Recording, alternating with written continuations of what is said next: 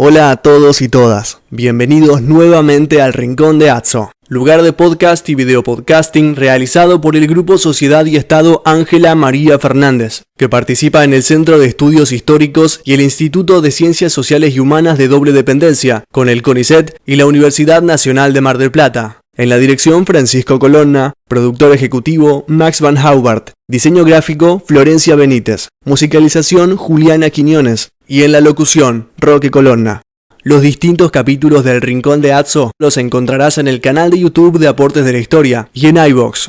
Filmamos con una cámara Sony HXR MC88, grabamos con un equipo Zoom H6 y usamos la switchera ATEM Mini de la firma Blackmagic Design. 2, 1, al aire. Al aire. Hola a todos y todas, bienvenidos a un nuevo capítulo del Rincón de Atso, el número 76 y 81, si sumamos los 5 capítulos de presentación. En la dirección Francisco Colonna, producción general Max Van Haubert, diseño de portada Florencia Benítez. Hoy es lunes 9 de octubre del 2023. Estoy junto a Diana Duarte, docente del Departamento de Historia de la Facultad de Humanidades y directora ejecutiva de la web Aporte de la Historia. Y yo que la acompaño como partenero relleno. Y les pido por favor que presten atención a mi zócalo institucional. Hoy nuestra facultad ha decretado asueto por el fallecimiento de la vicedecana María Soledad Alves, que integraba el equipo de conducción de la Facultad de Ciencia de la Salud y el Trabajo Social. Max es alumno de esa facultad y nos pidió que a manera de homenaje grabáramos hoy este video podcasting.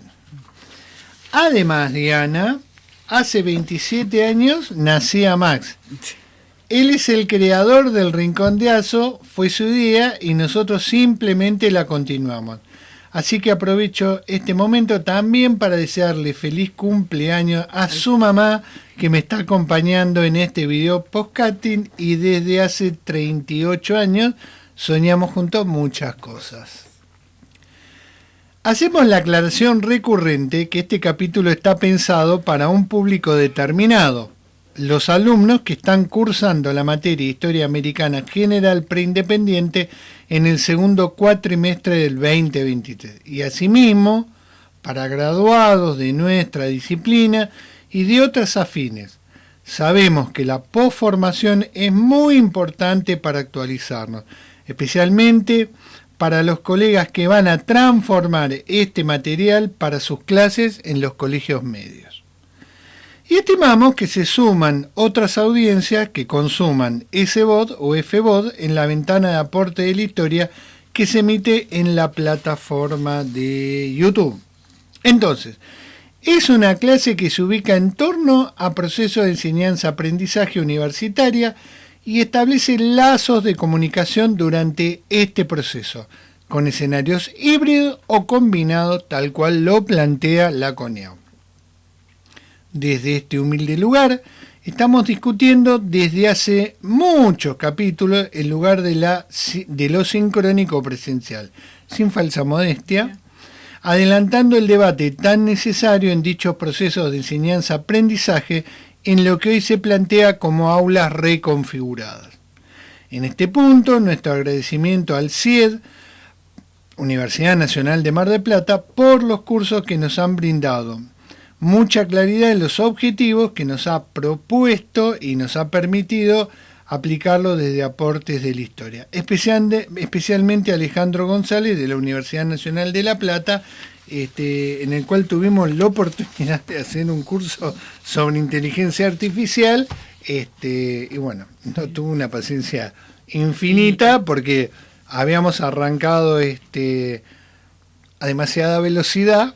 Y seguimos a demasiada velocidad, no es que nos dijo menos velocidad, no sigan, así que bueno. Que ya habíamos hecho, el curso de simuladores el año pasado. De simuladores, y digamos, él, si bien es un hombre del campo de la informática, ha definido muchas cuestiones muy interesantes, a pesar, y le ha puesto nombre a cosas que nosotros hacemos, sí. Y por eso, como lo dije cuando lo conocimos personalmente, que le agradecíamos mucho, saber en qué lugar de la estantería estábamos. Claro, y de la biblioteca, Sí. porque esto es mucho más amplio de lo que nosotros Estimamos. creemos y estimamos. Bueno, Diana, hacemos la presentación.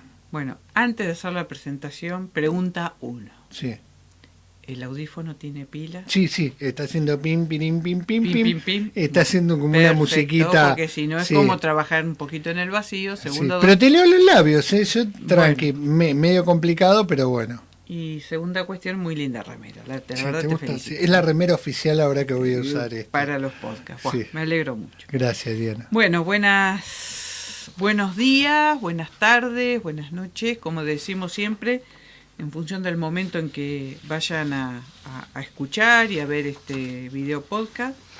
Bueno, hoy vamos a partir de no todo el texto, sino 2 capítulos que pertenecen a la obra de Carmen Bernard, Sergei Grusinski, de la idolatría, Sí. una arqueología de las ciencias religiosas, un libro que fue publicado en 1992, o sea que tiene ya un trayecto más que interesante.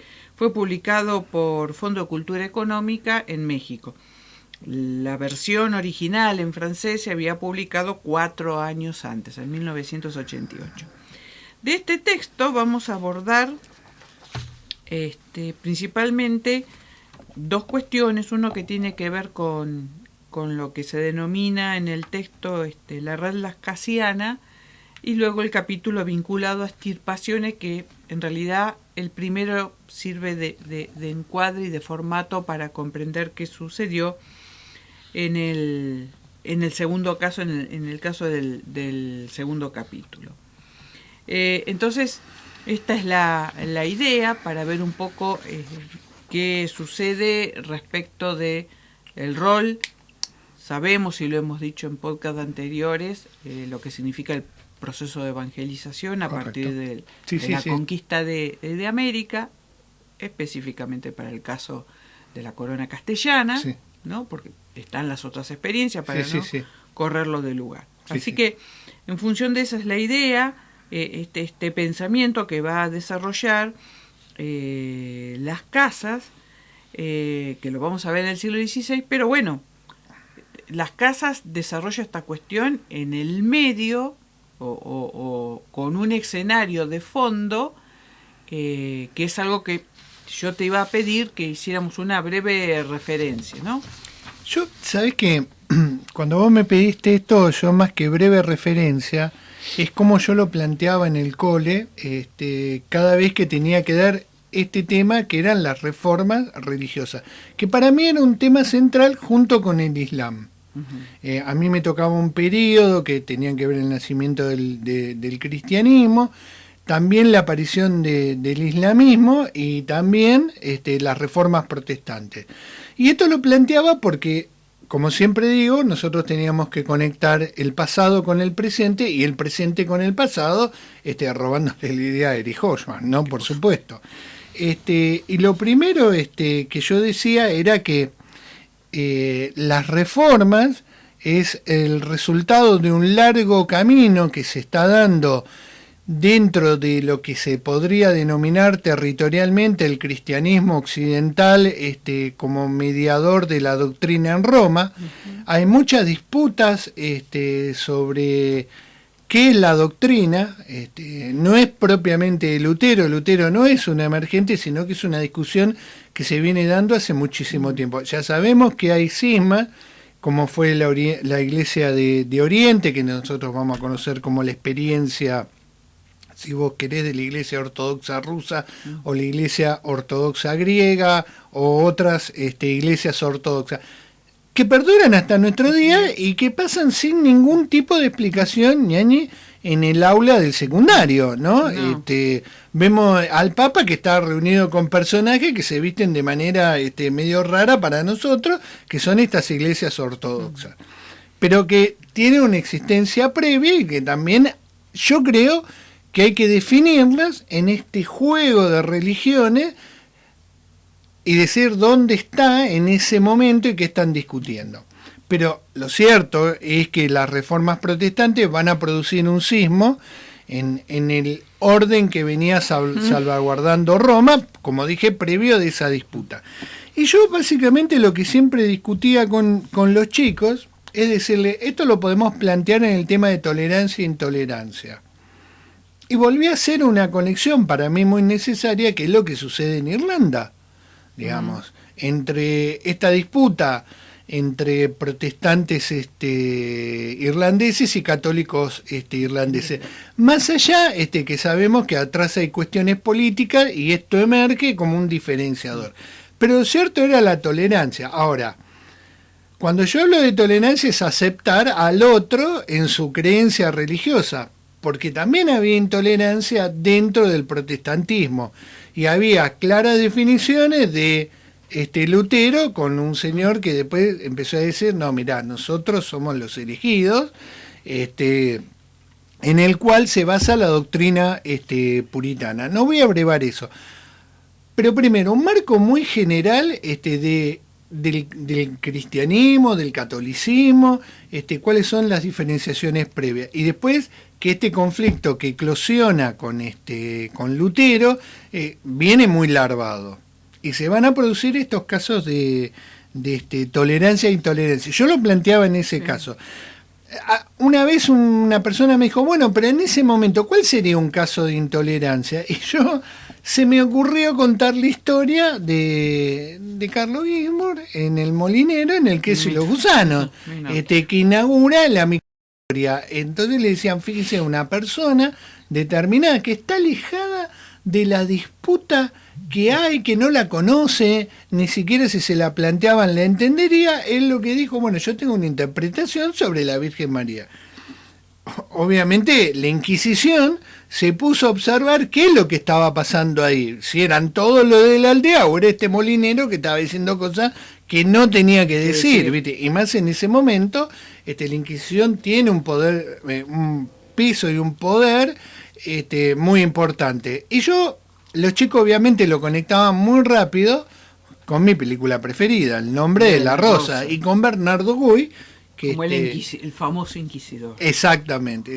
Entonces, marco general, disputas entre protestantes, disputas entre católicos mismos, que quedan dentro de esa esfera, tolerancia e intolerancia. Bueno, en el Ilia, nada más. En el colegio Ilia. Bien. Entonces ahora vamos, ¿alguna pregunta de inicio, alguna cuestión? Yo sé que cuando leí el texto, lo primero que se me ocurrió, te digo, es pensar cómo Las Casas va a construir la explicación sobre lo religioso. ¿No? Dije, tema, sí. Bueno, esto es un buen punto para arrancar. No lo comenté con vos, o sea, te lo pregunto a vos y tenés que ordenar la pregunta. La pregunta. De malo que soy, ¿no? Pero bueno. El tema es precisamente algo muy interesante que rescata, o sea, el libro es mucho más amplio, pero en estos capítulos, lo que rescatan los autores es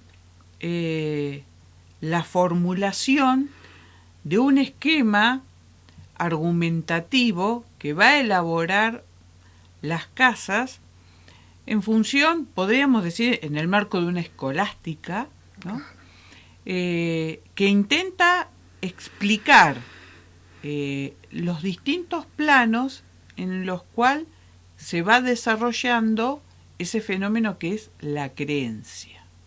En qué se cree, cómo se construye, cuál es la manifestación, si hay una manifestación de Dios, si hay una manifestación del diablo, si hay otro tipo de manifestaciones.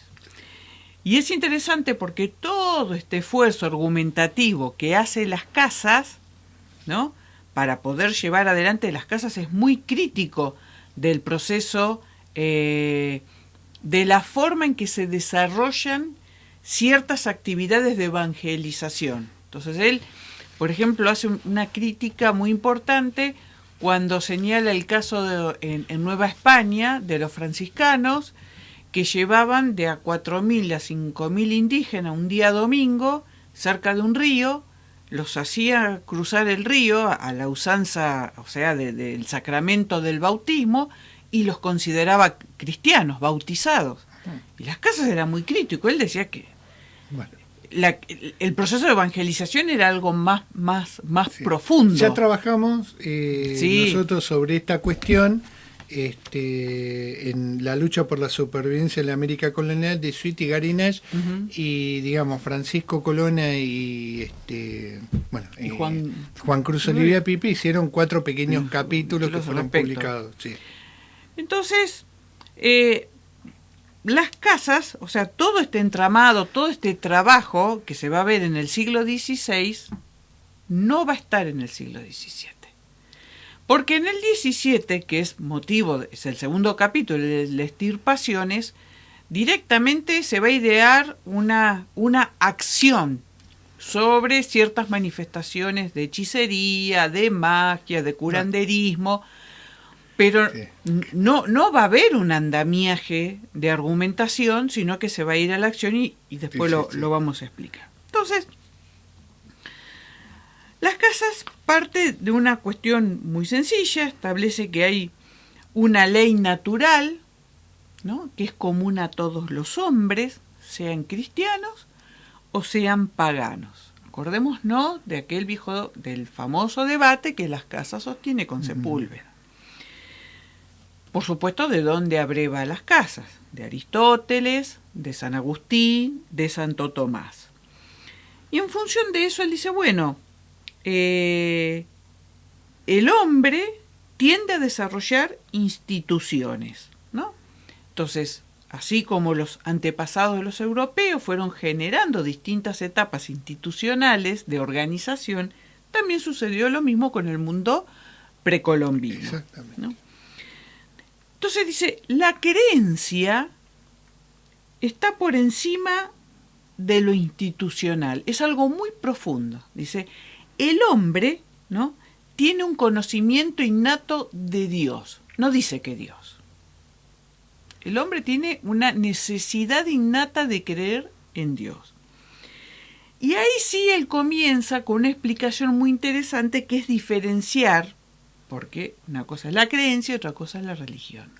Entonces dice, comienza a diferenciar lo que él denomina la latría, que es la verdadera religión, en donde la razón guía el deseo y las energías. Y esa verdadera religión, al fin y al cabo, para Las Casas, es el catolicismo. Ahora, también está su otra parte, su contraparte, que es la idolatría. Y en la idolatría dice, hay multiplicidad de creencias. Hay muchas creencias, no hay una sola. ¿Por qué?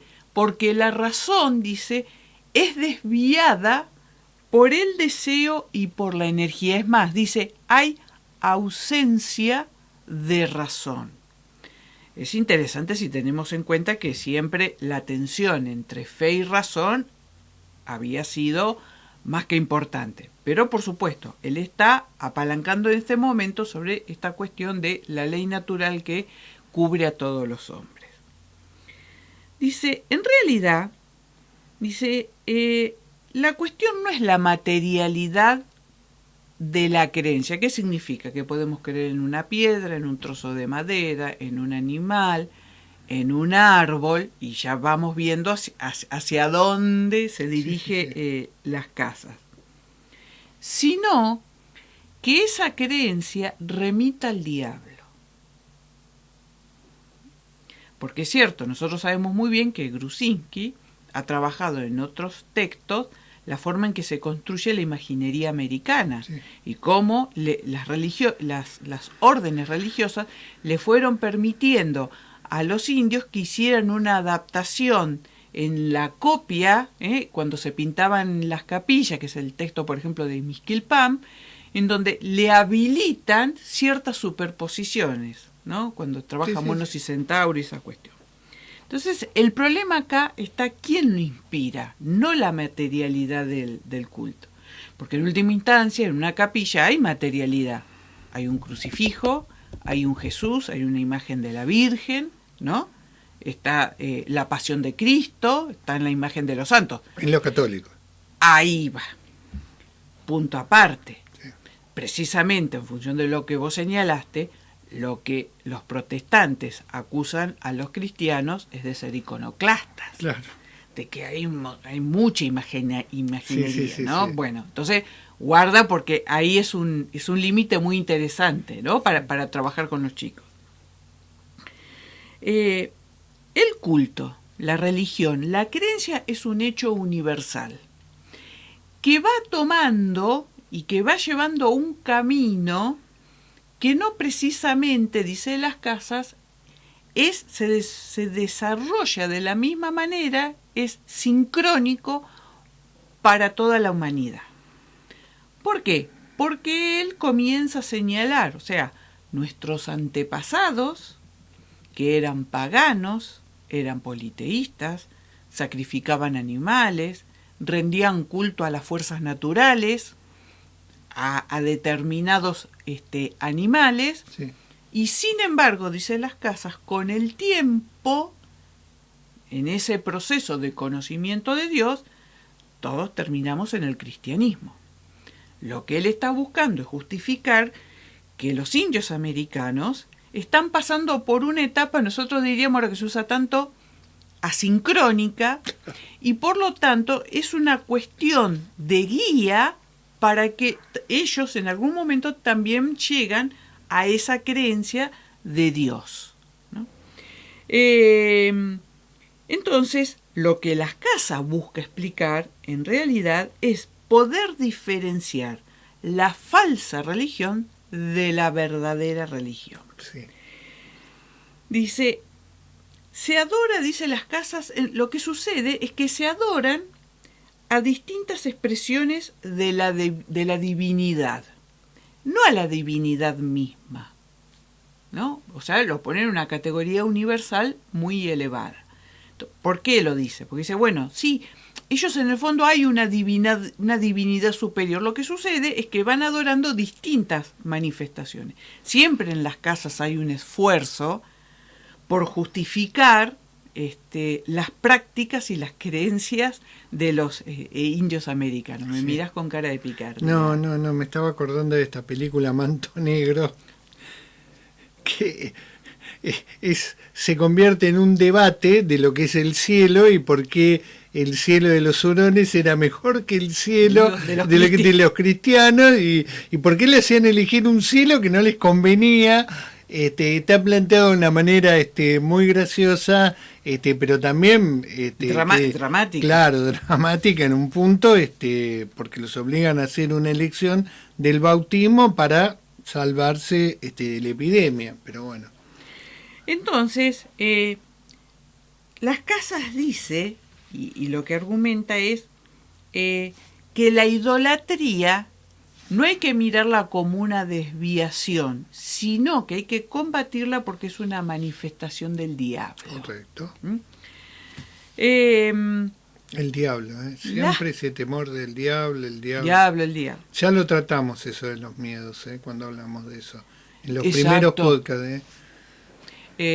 Yo me acordaba el otro día también en la clase hablando un poco esta cuestión de las manifestaciones de herejía de los diablos, porque en realidad nosotros sabemos que la Inquisición es una institución que está destinada a los europeos, no a los indios. No sé si bien o relativamente mal lograda, pero aparte de la que vos mencionaste recién, la letra escarlata, pero que transcurre en el mundo. No, está bien, sí. En porque las es un hombre colonias que americanas. lo transforman los iroqueses. Entonces, Las Casas va a hacer una clasificación, va a comparar y va a tratar de interpretar. Entonces dice Las Casas, bueno, hay distintos tipos de deidades. Están los semidioses, está la zolatría egipcia, están los rituales, están las imágenes y están las leyendas. Tienen distintas funciones y distintas formas. Y acá viene la justificación. El culto se relaciona con la evolución social del grupo que lo lleva adelante. Uh-huh. No es una visión mecánica de las creencias.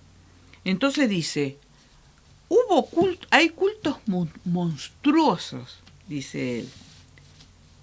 en civilizaciones que fueron muy desarrolladas. Y ahí va. Egipto, Grecia, Roma. Sí. Eso es una especie de como de revulsivo de recordatorio, sí, ¿no?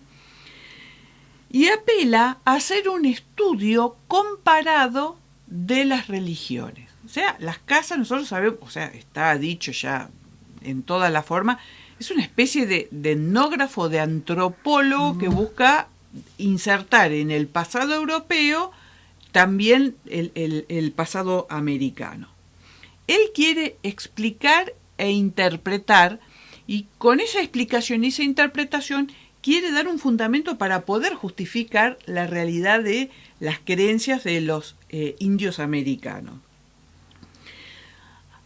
Él observa que hay una materialidad para esa explicación, por ejemplo, el culto a los animales. Dice, bueno, se da porque es una cuestión útil, porque esos animales le proveen de algo a los individuos. Entonces, lo adoran porque está relacionado con su subsistencia. Sí, sí.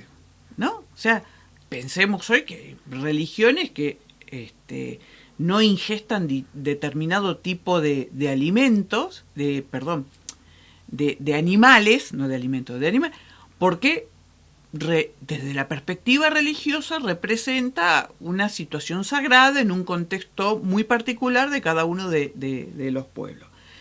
Me estoy acordando ahora, por ejemplo, el texto de Marvin Harris, Cerdo, Vacas y Brujas, que es espectacular. Sí, sí. Vos lo trabajaste mucho en el secundario, ese texto. Es una versión de una perspectiva materialista, pero como ejemplo es muy bueno. Los cultos, dice las casas, son los auxilios del hombre para poder entender la diferencia de lo común con lo extraordinario. Desde esa plataforma. Dice, después hay una explicación alegórica o del medio, ¿no?, en que se desempeña, que es el medio ambiente y la costumbre. ¿Cómo diferenciar lo que realmente sucede de lo ficticio?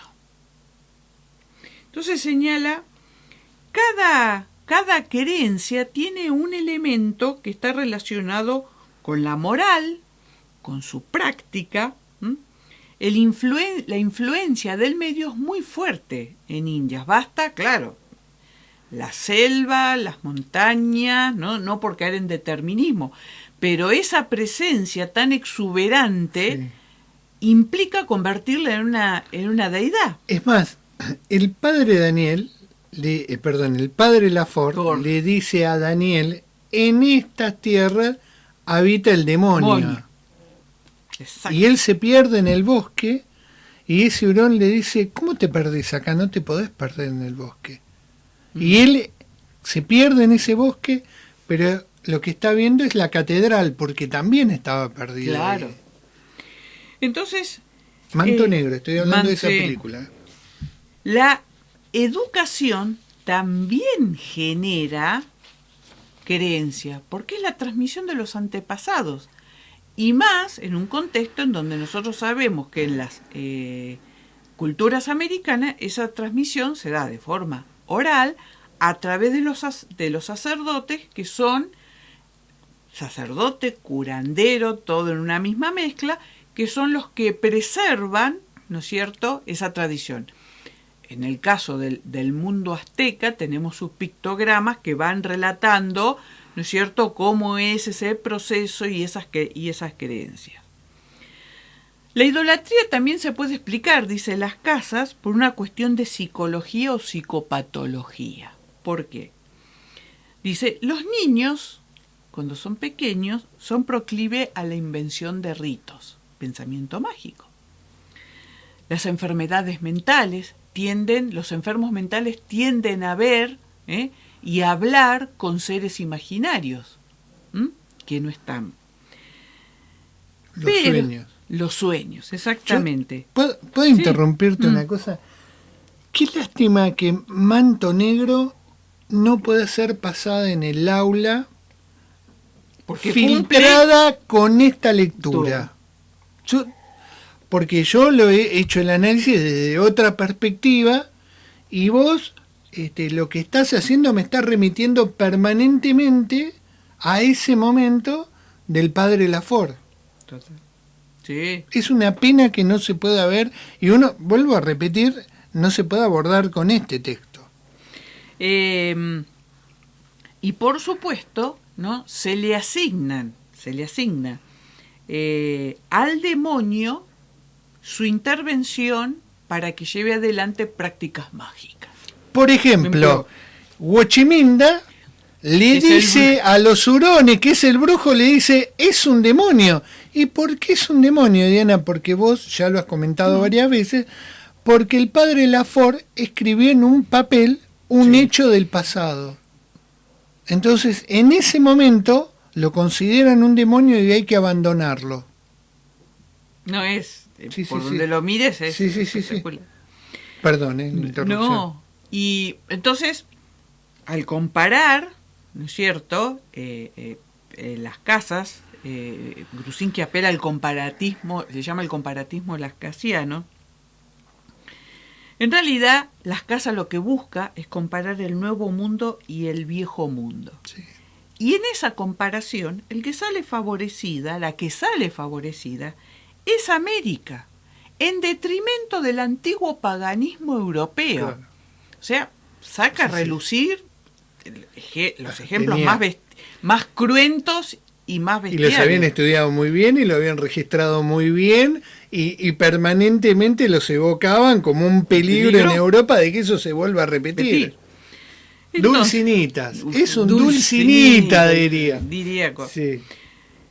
Son mundos alejados en el tiempo, la antigüedad europea con el momento contemporáneo de las casas, dice, y son mundos separados en el espacio, Europa y América. Por eso él insiste que es un proceso de maduración en donde los indios americanos finalmente van a alcanzar a Dios.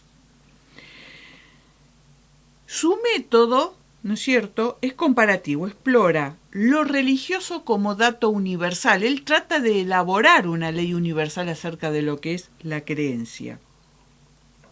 Evita analizar la idolatría en el campo bíblico. Claro, porque ahí ya empieza a pisar. Claro. Entonces, ahí sí que está la lupa del censor. Exactamente. Entonces, el conocimiento natural busca los efectos de las causas naturales del conocimiento. Después hay un conocimiento mágico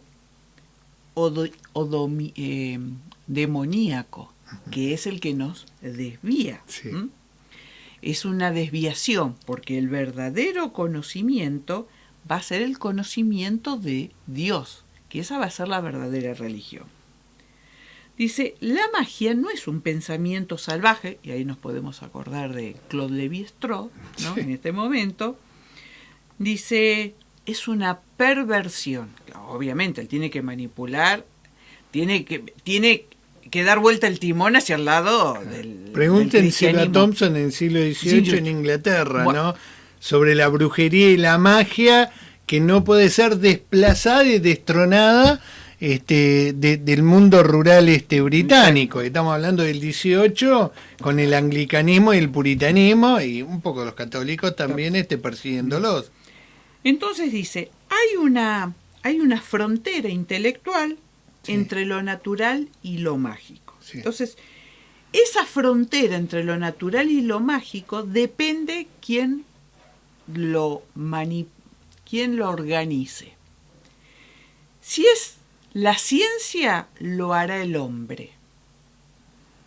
Si es la religión, ese conocimiento lo elabora Dios. Claro. Pero Bueno. si es mágico, ese conocimiento lo manipula el diablo. ¿Mm? Sí. Y ahí está la cuestión central. Ahora, todo esto Sí. es elaborado, y ¿en qué lugar queda toda este andar lascasiano? En un estante como una biblioteca. Claro. Porque ahí vamos a pasar a la cuestión que nos lleva al siglo XVII. ¿Mm? Claro. Y que tiene que ver no sé, quería hacerme una pregunta. Yo tenía, recién anoté esto porque lo que puse es que, porque vos dijiste en el 16 es una cosa, en el 17 es otra cosa. Bueno, ¿qué pasa en el 17 en el campo, digamos, religioso de la América hispana? Bueno, ahí lo que va a suceder. Me alejo de mi interés, que es Nueva Francia Sí. o Portugal, pero bueno. Ahí sucede una cuestión que Grusinki y Bernard lo analizan y lo denominan, que es el capítulo 6, que es las extirpaciones. Extirpación suena a quirúrgico, Sí, pero sí, son sí. las extirpaciones de ¿qué? De la idolatría. O sea, Sí. un tema que había sido tratado un siglo antes y analizado por las casas, viene ahora a aparecer en el 17, pero por cuestiones totalmente distintas. Porque las casas lo está usando para justificar y demostrar una evolución hacia el cual van a tender los americanos. Acá la pregunta es distinta. Y es, ¿qué está sucediendo? Porque los religiosos empiezan a observar que hay un resurgir de las viejas creencias americanas. ¿Quién lo hubiera imaginado? Entonces, la pregunta es, ¿ha fallado la evangelización? Ahora, la pregunta es, ¿la evangelización fue la adecuada y se hizo por los caminos que se tenía que realmente hacer? Sí. O sea, vamos a lo que observamos recién, cuando las casas le decía a sus compañeros de otras órdenes, sumergir a 4.000 individuos en un río y declararlos cristianos, ese no es el procedimiento. Esto no es América con Europa con la Inquisición, que lo estaban persiguiendo y había gente que los denunciaba. Acá, ¿quién denuncia a quién? Bueno, entonces, bueno, sí, denuncian. Que van a denunciar. Entonces, acá vamos a ver un fenómeno que funciona de manera distinta en México, en Nueva España, respecto de Perú. ¿Por qué? Porque la extirpación de las idolatrías, la preocupación por la aparición, el resultado de las viejas prácticas americanas, va a ser combatido de dos maneras distintas. En el caso de Nueva España, va a ser la iniciativa individual de un sacerdote, independientemente de la orden a la que pertenezca.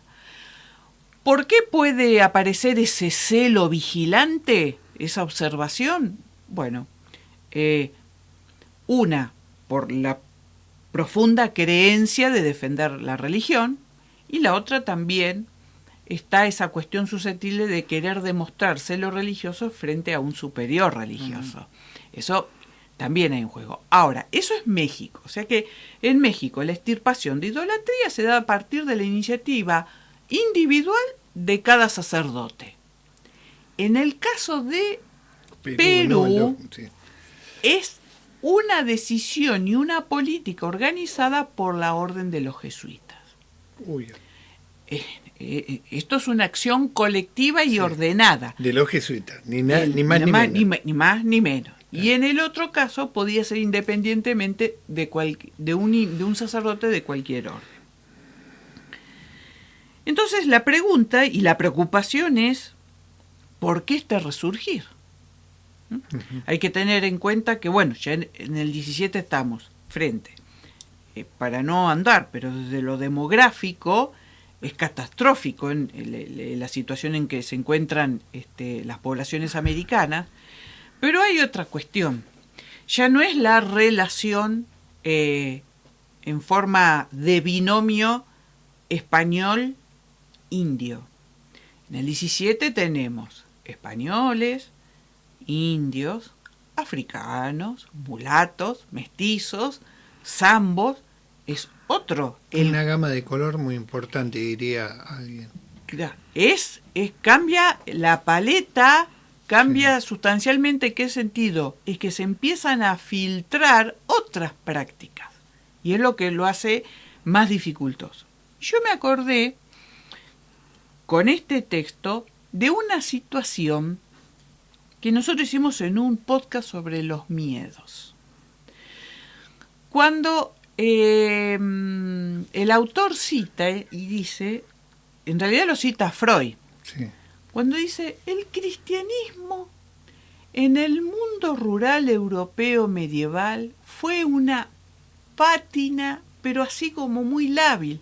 Tengamos en cuenta, un sacerdote como mucho iba 2 veces a lo sumo al año a dar misa, a oficiar el sacramento de la misa. Fuera de eso, esas poblaciones rurales europeas seguían con prácticas que devenían de las viejas prácticas paganas. Entonces el cristianismo es así como una pasadita de barniz al agua, muy finita. Si eso pasaba en Europa, ¿por qué no iba a suceder en América? Es más, cuando nosotros vimos en un podcast que hicimos proceso de brujería, sí, el último proceso de brujería fue a los inicios del 19 en Polonia. Sí. Entonces, ordenemos un poco las explicaciones. Entonces, ¿qué sucede? Por eso necesitamos explicar idolatría. Bien, se inicia este proceso y lo que se busca combatir, o lo que los sacerdotes dicen, claro, hay que combatir la idolatría, pero la idolatría en el fondo no deja de ser las prácticas que los indios de manera pública u oculta, doméstica, hacen del culto de sus antepasados. Es más, Ginsburg dice, si algo favoreció la transmisión del culto a los antepasados fue cuando a los indios los introdujeron en la escritura, porque hasta ese momento la transmisión era oral. Ahora el que sabía escribir iba a dejar esos recuerdos por escrito. Entonces eso fue un refuerzo para dejar la pervivencia del culto de los antepasados. Fantástico, ¿no? Sí. La herejía deja de ser patrimonio de los indígenas y se extiende a toda la población. Esta es la preocupación. Dice, pervive la tradición de los antepasados, con nombres y con ritos. La escritura occidental ayudó a eso. Pero, ¿qué sucede? Es muy difícil identificar al idólatra, porque ni bien fue el contacto, sí, era ese el idólatra. Pero resulta que ahora el idólatra, dice Grusinski y Bernard, puede ser el africano, claro, puede ser el indio, puede ser un mestizo, puede ser un mulato, y acá viene la mayor preocupación, también puede ser un europeo. Claro. Pero lo que pasa es que para el europeo está destinada otra institución, sí, que es la Inquisición. Esa corre en otra cuerda. La idolatría, especialmente en el caso de Perú, la campaña, la organización, dice, bueno, la idolatría es un mal intrínseco, es como una semilla que está inserta y hay que, de alguna manera, hacer un control para poder extirparla. Las campañas, ¿no es cierto?, de extirpación, buscaron impresionar, por no decir introducir el miedo, el temor, ¿no?, a que abandonen el culto a las huacas. En el mundo peruano estamos hablando, porque esto parece que era más controlable. Porque acá vos tenías 2 cuestiones, tenías las huacas móviles y las inmóviles. Las móviles, ¿cuáles eran? Las que podías guardar. Una piedra, una madera tallada, una planta, pequeñas momias. Se había prohibido la momificación de humanos, pero sí se practicaba la momificación de animales. Y en el caso de las huacas que no se podían mover, que eran puntos topográficos, un río, un monte, un valle, un cerro. Pensemos en la realidad de Perú. Sí. Costa, sierra, selva. ¿No? Al norte, al medio y al sur. O sea que si la tenían complicada, la tenían bastante complicada. Sí. Luego va a estar esta cuestión, que la idolatría va a ser móvil. La más difícil de combatir es la doméstica. Y es la que se celebra a nivel privado, de noche, sin que nadie sepa. La otra es la pública, es la más obvia. O sea que todos tomaban, se embriagaban y se ponían a hacer alabanzas y terminaron una rebelión. En una rebelión. Sí. ¿Qué sucede?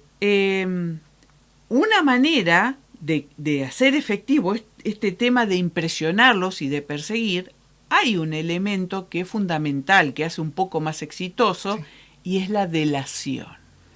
Sí. Yo delato por algún motivo a otro. Entonces, en función de la delación, Sí. te voy a pedir que menciones a qué nos estamos refiriendo, Sí. que es un texto respecto de la vida de Diego Basicuyo, Sí. sacerdote, sí, Lucha por la supervivencia en la América colonial, Sweetie Nash, capítulo 2, Ann Whitman, Diego Bascuyo, sacerdote nativo, Perú, siglo XVII. Es larga la cita, pero bueno. Diego no se había ofendido cuando su vecina, Catalina Piacagua, lo denunció al cura de su parroquia como dirigente de un grupo de indios que persistían en el culto del viejo dios Sorimana. Él también conocía el truco de desviar la cólera y la atención del clero vigilante, identificando o inventando mayores o mejores pecadores. Al refutar los cargos de Catalina Basicuyo, también distraería al cura Bernardino de Prado, llevándolo a investigar las ceremonias clandestinas de un culto rival en vez del suyo. Catalina Piacuya se había encontrado ella misma en una situación peligrosa. O bien el hechizo se realizó para ayudar a Teresa Alpana a cautivar a su novio y no funcionó, y Teresa se quejó, o si funcionó y fue reacio amante quien denunció a Catalina por brujería. Llevada ante el cura parroquial, Catalina confesó inmediatamente los cargos que se le imputaban. Era verdad que había conjurado algunos hechizos inofensivos a petición de las mujeres del poblado, y también que sabía que la brujería estaba mal y que había violado las enseñanzas de la Santa Iglesia. Pero, ¿sabía el cura que un grupo de sus peligreses en el pueblo de Salamanca regularmente cometían pecados aún mayores rezándolo a un ídolo llamado Sorimana? Si no, se prefería que ella diera testimonio sobre la herejía y los idólatras y no sobre el simple acto de brujería. El padre Prado estuvo más dispuesto a aceptar el trato. la delación. Claro. Eso era lo que permitía entonces hechicero, brujo, curandero, en última instancia son ministros de la idolatría, son guardianes de las huacas, son intérpretes de las huacas, saben cómo dirigirse, porque no todos tienen el vocabulario y los rezos, para solicitarle. En última instancia, curandero, hechicero o mago Sí. son hombres al servicio del demonio. Con lo cual, lo que uno piensa, por eso hacía la referencia, si nosotros todavía dentro de poblaciones cristianas como las europeas, que a este momento del 17 llevaban 17 siglos de cristianismo, ¿por qué las cosas iban a ser distintas de América, cuando para el 17 recién estamos en los primeros 200 años de presencia? Sí.